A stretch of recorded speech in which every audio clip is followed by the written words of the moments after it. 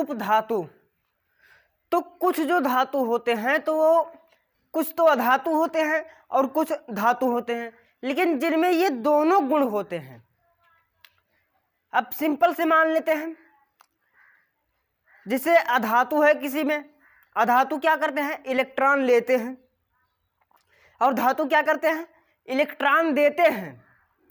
लेकिन उन्हीं में एक होते हैं जो इलेक्ट्रॉन ना देते हैं और ना लेते हैं।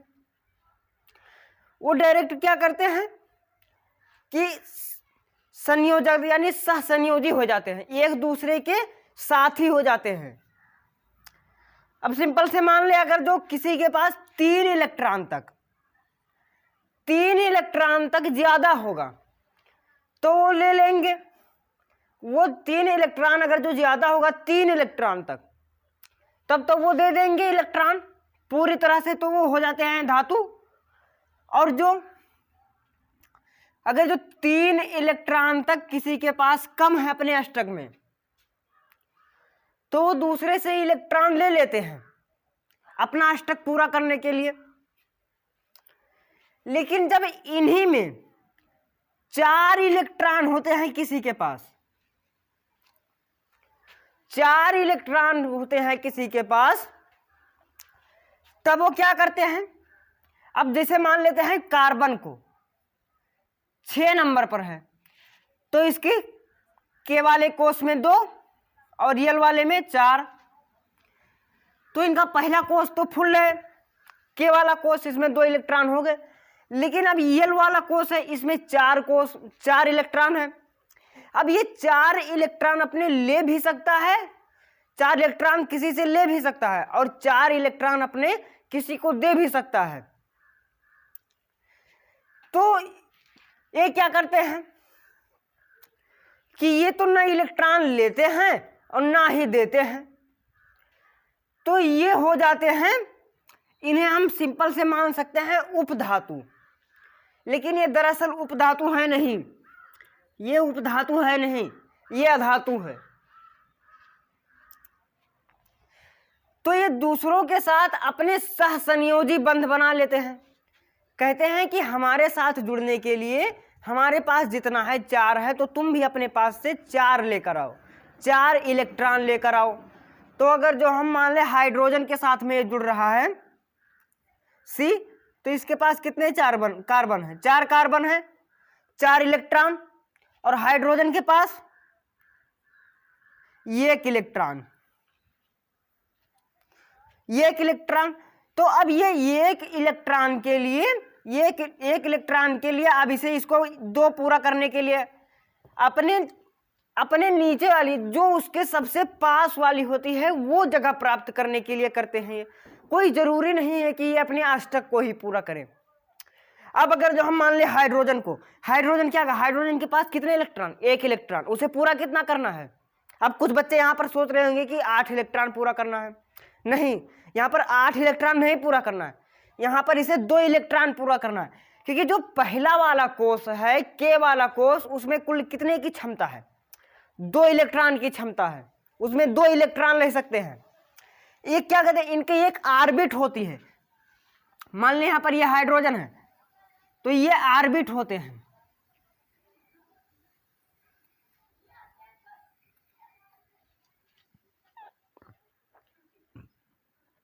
ये पूरी की पूरी एक ऑर्बिट होती है, जिन्हें हम कक्षक कहते हैं, कोष कहते हैं। लेकिन हाइड्रोजन के पास इतने सारे कोष तो है नहीं, उसके पास सिर्फ 1 कोष है, वो भी खाली है। सिर्फ 1 इलेक्ट्रॉन इसमें चारों तरफ घूमता रहता है, इसका चक्कर लगाता रहता है।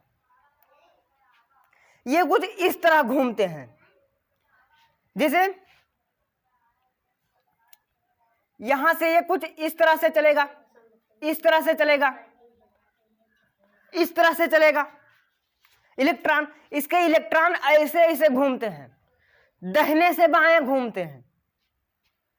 तो इसके जो इलेक्ट्रॉन होते हैं, तो इसके पास कितना इलेक्ट्रॉन, 1 इलेक्ट्रॉन। इसे अपने किसको पूरा करना है, के वाला कोष को प्राप्त करना है। अभी इसका समझ लिए यल वाला कोष है ही नहीं। जो बच्चे नए हो चैनल को सब्सक्राइब कर दें और वीडियो को लाइक भी कर दें जल्द से जल्द। अब यहां पर हाइड्रोजन की मान लेते हैं, सिंपल वाला जो एक कक्षक है ना इसका,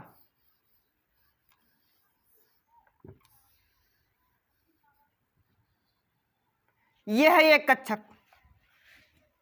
इसके के वाले कोष में सिर्फ एक इलेक्ट्रॉन, पूरा कितना करना है 2 इलेक्ट्रॉन, एक की जरूरत है, तो ये इसे एक देगा नहीं, तो ये क्या करेंगे, ये 4 लेकर आ गए अपने आप को और इनका पूरा हो गया। ये इनका पहला कोष पूरा हो गया और ये पूरा हो गया। और इसके हाई कार्बन के कुल मिलाकर 8 इलेक्ट्रॉन हो गए कि नहीं हो गया पूरा का पूरा, दोनों की बैलेंसी हो गई शांत। तो अब उसी की तरह होते हैं, अब सिंपल से मान लेते हैं आर्सेनिक को, एंटीमनी को 2, जैसे आर्सेनिक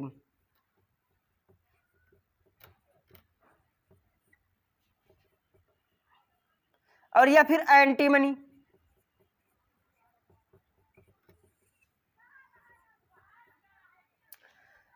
तो ये उपधातु होते हैं।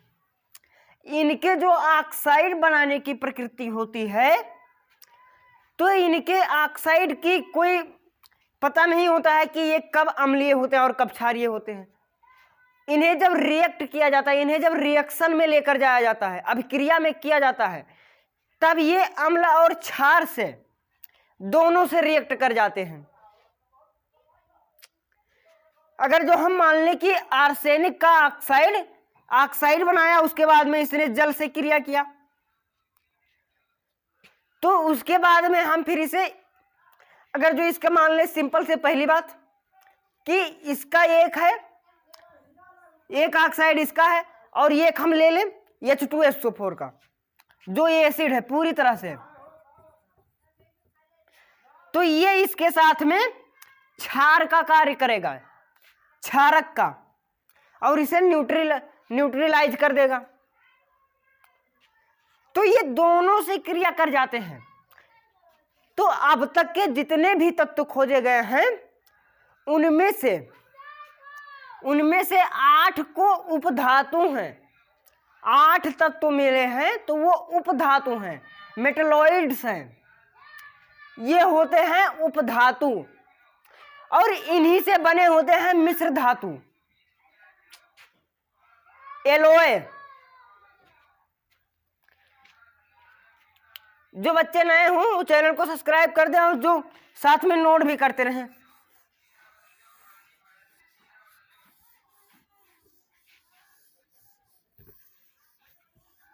मिश्र धातु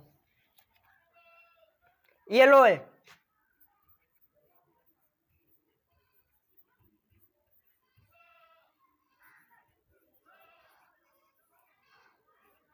एलॉय। तो ये जो मिश्र धातु होते हैं, तो इसमें 2 या 2 से अधिक धातुओं को या धातुओं को मिलाया जाता है। अब ऐसे हम मान सकते हैं गन मेटल,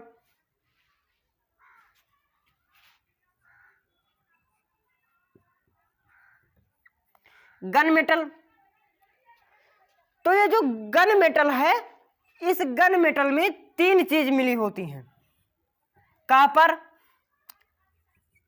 जिंक और निकिल। इसमें होता है, ये कॉपर होता है 88% और जिंक होता है 10% और निकिल होता है 2%। तो ये हो गई मिश्र धातु। लेकिन मिश्र धातु भी दो या 3 तरह से बनाया जाता है। पहला जो मिश्र धातु होगा वो धातु प्लस धातु होगा। अब यहां पर सिंपल से फॉर एग्जाम्पल यहां पर ये तीनों की तीनों धातु हैं, Cu Zn प्लस निकिल, ये तीनों के तीनों मेटल। अब यहां पर फिर इसमें हम धातु प्लस अधातु,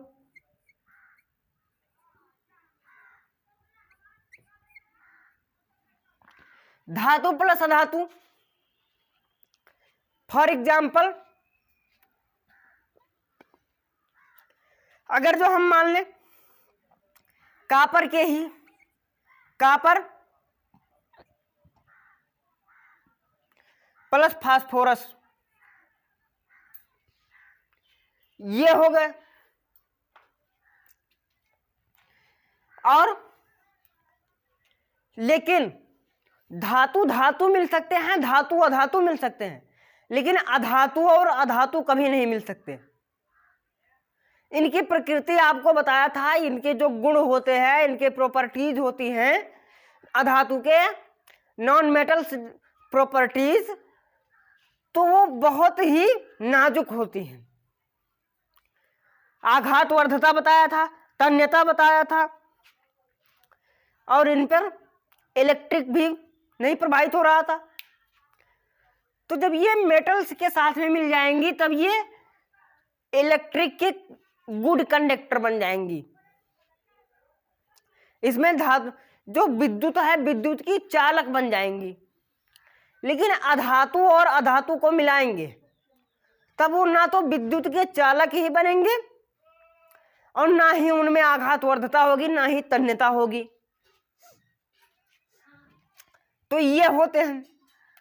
अब यहीं पर कुछ और भी आ जाता है इसमें एक, जैसे कुछ धातुओं के निष्कर्षण में क्या होता है कि अब यहां पर सबसे पहले हम एलॉय को जान लेते हैं। मिश्र धातु में बहुत सारी भी हो सकती हैं, रांगा, कांसा, पीतल और भी इनमें होंगी। अब अगर जो हम मान लें अमलगम को मैंने पिछले वाले वीडियो में बताया था। अमलगम बनाने के लिए मरकरी प्लस कोई भी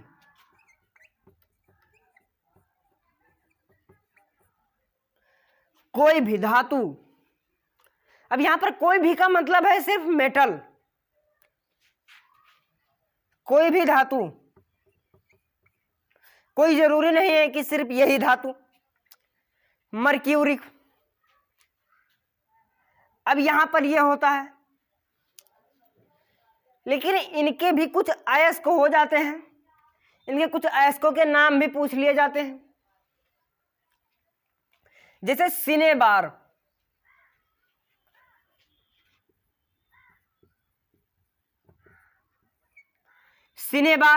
जिसे हम क्या कहते हैं, सिंदूर।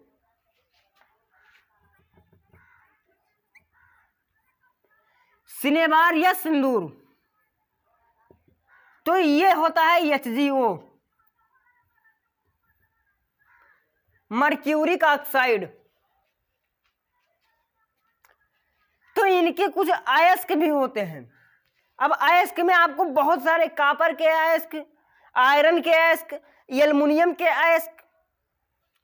कॉपर के अयस्क में कॉपर पाइराइट और आयरन के अयस्क में मैग्नेटाइट, हेमेटाइट, ये सारी होती हैं। कॉपर पाइराइड में ये होता है।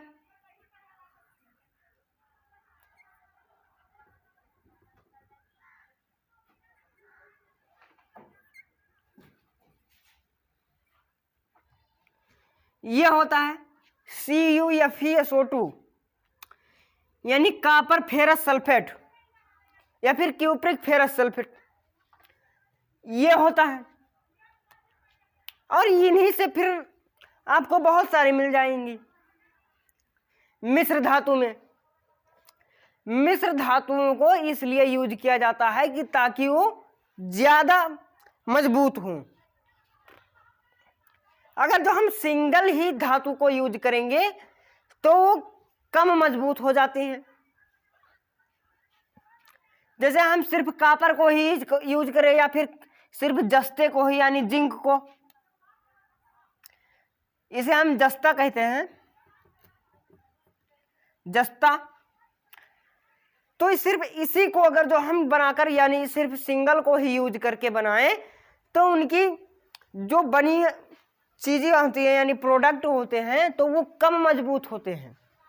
लेकिन जब इन्हें 2-3 चीजें मिला दी जाती हैं उनमें, तो उनमें 2-3 चीजें के गुण आ जाती हैं। अब यहां पर जैसे मैंने बताया था आपको गन मेटल,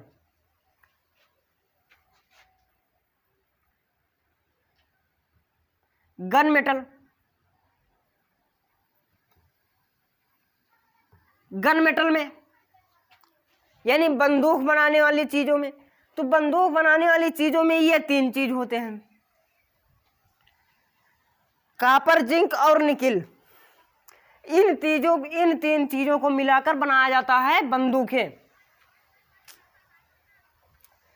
तो उससे जो बनी बंदूकें होती हैं वो काफी मजबूत होती हैं, काफी पावरफुल होती हैं।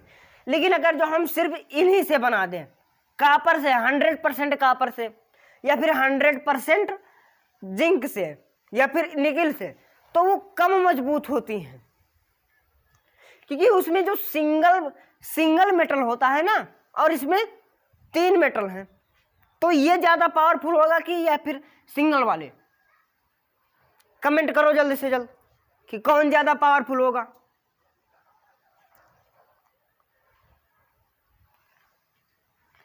तो इसमें जो पावरफुल होंगे ये तीनों वाले, ये तीनों। अब इन्हीं से यहां पर एक बनता है गालक और धातुमल।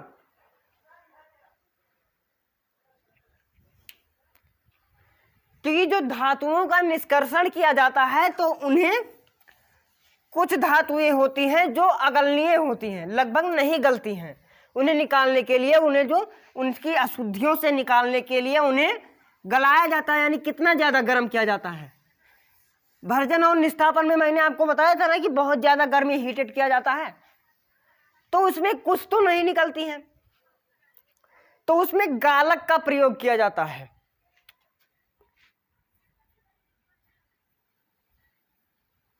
गालक, तो ये गालक होते क्या हैं आखिर? तो ये जो गालक होते हैं, जो कुछ, अब यहां पर इन्हें हम ऐसा कह सकते हैं कि कुछ जो मेटल्स होते हैं तो उन्हें निकालने के लिए, उसका निष्कर्षण करने के लिए उसमें बहुत ज्यादा हीट किया जाता है, और उसकी जो अशुद्धियां होती हैं, अब यहां पर मान लेते हैं फेरस सल्फेट, तो इसे हम मान लें कि ये बहुत ही अगलनीय है, यानी ये गलता नहीं है जल्दी, तो ये अगलनीय है। तो इन्हें हम क्या करेंगे? तो इनमें हम गालक का प्रयोग करेंगे, इनमें हम गालक का प्रयोग कर देंगे, ताकि जो यहां पर अब गालक होते क्या हैं? गालक जो वो होते हैं जो धातुओं को, उनकी अशुद्धियों को, धातुओं की अशुद्धियों को गलाने में मदद करे, यानी गला दे, उसके साथ मिलकर उसे गला दे। तो अब इसे यहां पर गालक ये होते हैं, और गालक भी, और यहां पर धातुमल भी बन जाते हैं। गालक से गालक और धातुमल,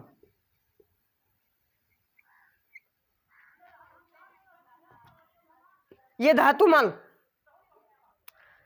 तो ये जो धातुमल होते हैं, तो जो यहां पर इन अशुद्धियों में अगर जो हम मान लें यहां पर आयरन पूरी तरह से प्योर फॉर्म में हमको मिल गया, तो अब यहां पर ये क्या बचा? SO4,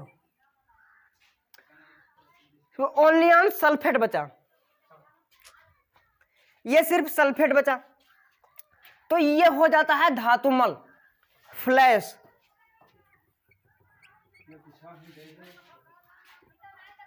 ये फ्लैश बचा, तो ये फिर होता है धातुमल, ये धातुमल हो जाते हैं। और यहां पर जो गालक होते हैं, गालक यहां पर आपको 2 तरह से मिलेंगे, अम्लीय और क्षारीय। ये धातुमल समझ में आया ना? जिन बच्चों को नहीं समझ में आया हो कमेंट कर दें, और जो नए हो चैनल को सब्सक्राइब कर दें और वीडियो को लाइक कर दें, ताकि हमारी जो न्यू वीडियोज हैं वो आप तक पहुंचती रहे। अब यहां पर अब 2 तरह से होते हैं गालक, 2 तरह से, 2 टाइप्स।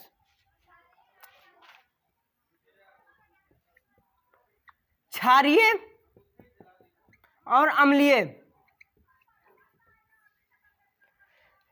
अब यहां पर जो क्षारीय गालक होते हैं, क्षारीय और अम्लीय में, तो अब यहां पर इसका पहले विलयन कैसा होगा ये बताइए आप लोग। ये किसका होगा? ये एसिडिक होगा, एसिडिक, क्योंकि ये अधातु यहां पर लगा है। तो इसमें अगर जो ये एसिडिक है, ये SO4 एसिडिक है, तो इसमें हम प्रयुक्त करेंगे क्षारीय गालक। इसमें एक दूसरे के विपरीत यानी विरुद्ध, विरोधाभास वाले का प्रयोग होता है। और जो क्षारीय होते हैं, क्षारीय वाले गालक में दो गालक इसमें होते हैं ज्यादा महत्वपूर्ण, दो का ज्यादा प्रयोग किया जाता है। एक मैग्नीशियम कार्बोनेट और दूसरा कैल्शियम कार्बोनेट, CaCO3 और MgCO3, ये होते हैं क्षारीय गालक। क्षारीय गालक ये होते हैं। अब जो अम्लीय गालक होते हैं, तो अगर जो हम सिंपल से मान लें कोई भी, अब यहां पर हमें मिला एल्युमिनियम,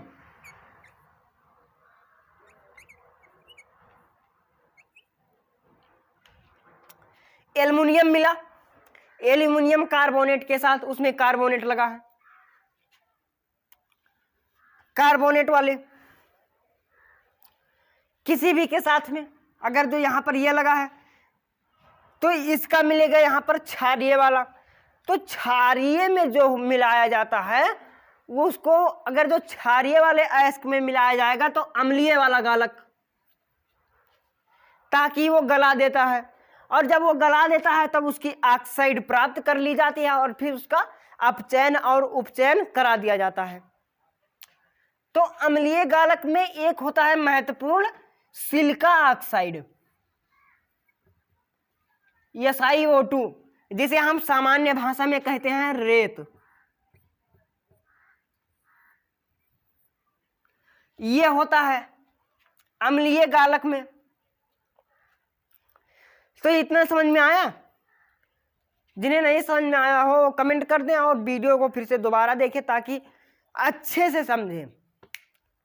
किसी भी चीज को अगर जो पढ़ते हैं आप, तो उन्हें एक अच्छे से पढ़िए ताकि आपको पूरी तरह से समझ में आए, बेसिक से समझो ताकि आपको आगे दिक्कत ना हो।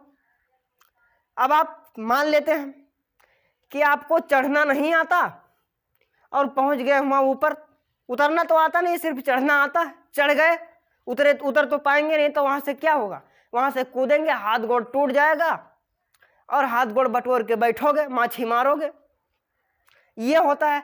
तो हम चाहते हैं कि आप लोग मीडियम से पढ़ो, यानी छोटी चीज जानो, डायरेक्ट हाई लेवल ना पहुंचो। तो इसलिए आप बिल्कुल 0 लेवल से पढ़ो ताकि आपको अच्छे से समझ में आए।